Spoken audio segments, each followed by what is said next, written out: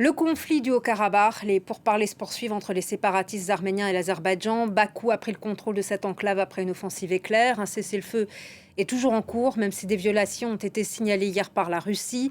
Parmi la population arménienne, c'est la colère qui domine. Des manifestants réclament toujours la démission du Premier ministre Nicole Pachinian, qui est sous pression. Ils l'accusent de faiblesse et d'avoir capitulé face à Bakou. On retrouve Taline Ounjan, notre correspondante à Erevan. Vous étiez au cœur de la manifestation. Que vous disent les manifestants ? Eh bien, vous les entendez peut-être derrière moi, ces manifestants en train de chanter, en train d'entonner des chants patriotiques. Il y a des cortèges qui se forment de façon spontanée un peu partout dans la ville.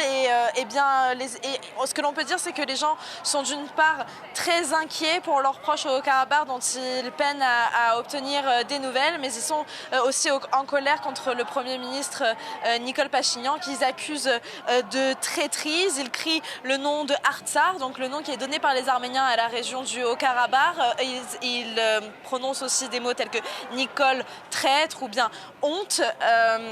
Néanmoins, on peut dire que les contestations, elles sont assez dispersées dans la ville, qu'il y a peut-être un manque de cohésion qui fait que le mouvement n'est pas encore tout à fait global, mais on s'attend à davantage de manifestants plus tard dans la soirée. Et les forces de police sont très, très présentes. Il y a déjà eu plus de 80 arrestations depuis le début de la matinée. On voit des altercations verbales entre les forces de l'ordre et les manifestants. Et dès qu'il y a un petit accrochage verbal, eh bien, ils sont tout simplement embarqués par la police. Donc voilà, on attend de voir ce qui se passera ce soir sur la place de la République. Seront-ils des centaines, voire des milliers, comme ils l'étaient ces précédentes soirées? Et pendant ce temps, quelle est la situation pour les civils dans le Haut-Karabakh ?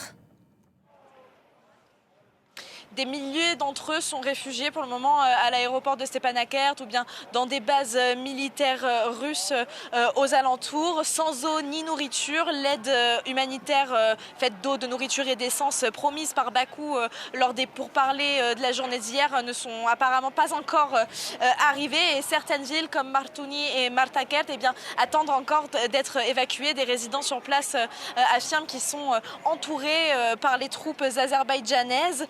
L'Azerbaïdjan qui semble en tout cas insister sur une intégration de la population arménienne au sein de l'Azerbaïdjan, ce que les Arméniens de la région ils sont très craintifs par rapport à cela. Ils nous disent comment pourrions-nous faire confiance à un pays qui nous bombarde. On a bien vu qu'il y a eu plusieurs civils décédés lors des récentes attaques. Des résidences civiles ont été durement touchées. Et parmi les manifestants qui se trouvent derrière moi, il y en a beaucoup qui espèrent qu'il y aura un corridor humanitaire qui va pouvoir s'ouvrir pour que les Arméniens du Haut-Karabakh arrivent en Arménie. Et ils ne comprennent pas pourquoi le Premier ministre Nicole Pachinian hier a affirmé qu'il ne voyait pas de raison pour craindre pour la sécurité des Arméniens du Haut-Karabakh. Et une grande partie de la population en fait craint que la prochaine étape pour les troupes azerbaïdjanaises, ce sera de menacer l'Arménie elle-même et d'entrer dans la région du Syunik à la frontière entre l'Arménie et l'Azerbaïdjan.